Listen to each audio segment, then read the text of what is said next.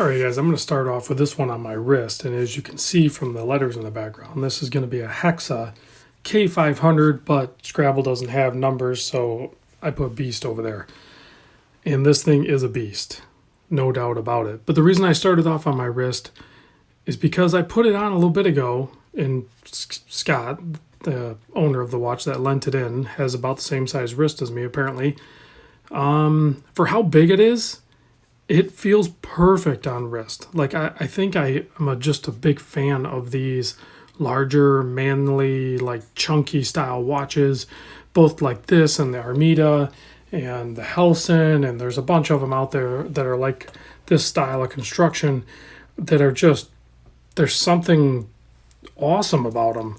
And this one certainly is next level because, well, it's so funky with the crown being way up here, and the bezel is basically like cogs on a gear that you would see on some sort of machine. These are limited production. It is a 500, they call it a K500. Well, there's a few meanings of that. For one, it is a 500 meter depth rating watch, and confirmed they actually test each one, and they're limited edition to 500 pieces, and they're numbered on the back of the case there. This is number 42 of 500. So, and it, for the movement, it has something a little bit different. The NE15 from Seiko, or basically a 6R15, and then they adjust it to 6 positions.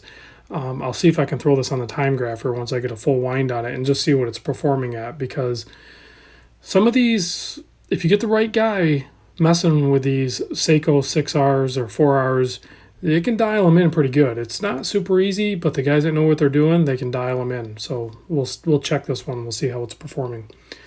And super legible. I like that the indices and everything is printed on.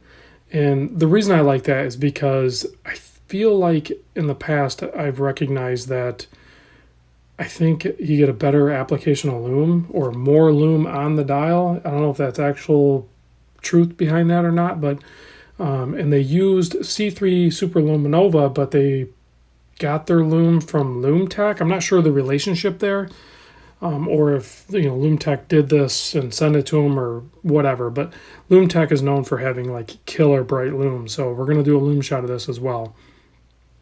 So you can see the date is over here, just past the 4, not quite in between the 4 and 5, and the crown is actually kind of in between the 10 and 11 ish, and is not easy to use, that is for sure. Look at the case on this, the way the lug here, I guess, and then the case side here, it's certainly protected, but it does not make for ease of use. If the crown was any smaller or less grippy, it would be near impossible. But it has really nice sharp angles on the crown, so you can get a purchase on it, and it is long enough that you can manipulate it. So it does work. It's just not the easiest thing in the world to operate, but I'm not mad at them for putting it there in the way they did, because it is super protected and it is super cool, and it wears great on wrist. So I babbled long enough. Let's talk about case size. I measure, if you move the cogs out of the way, because they actually protrude past the case just a touch, but if you measure just the case, I'm at 43.5 millimeter.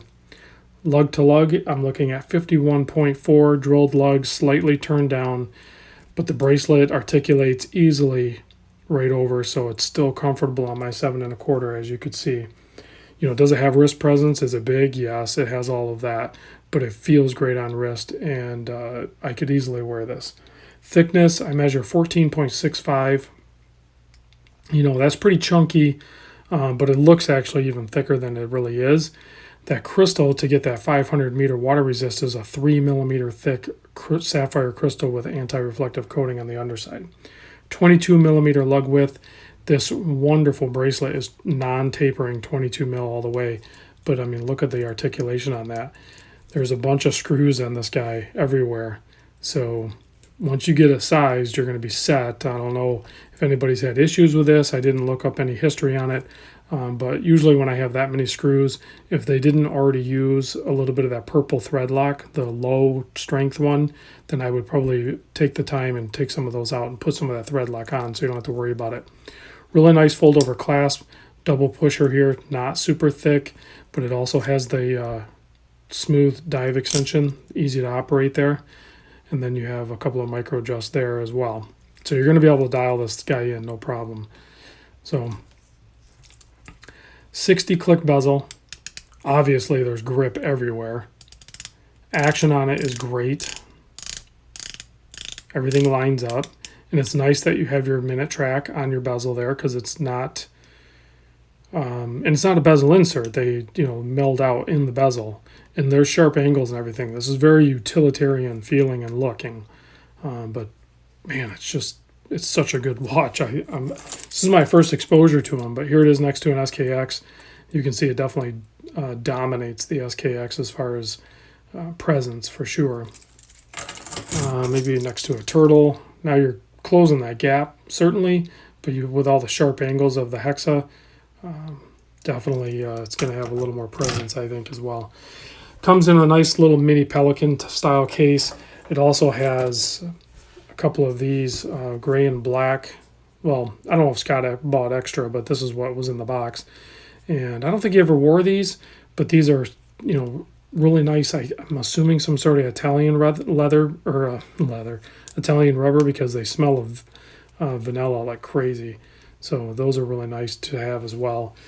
I would wear it on the bracelet nonstop, because this bracelet, it just feels really good on wrist, and it helps balance it out because it's got some heft to it. It's a little heavy. So you can see the clarity on the dial, other than the smudging I'm doing.